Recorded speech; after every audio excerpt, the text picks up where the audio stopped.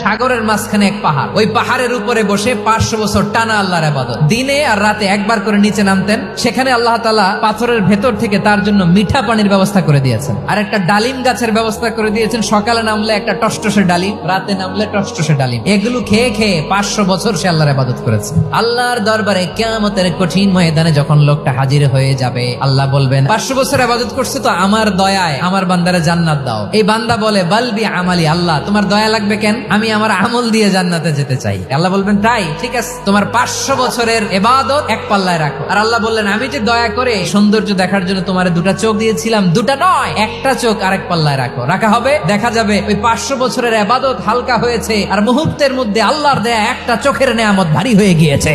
ফলাফল দেখো, হিসাব বলে তুমি এখন জাহান্নামে যাবা, যাও এবার জাহান্নামে যাও। এবার লোকটা কাচুমাচু করে বলে আল্লাহ এবার আমি বুঝতে পেরেছি তোমার দয়া ছাড়া দুনিয়ায় কেউ জান্নাতে যেতে পারবে না।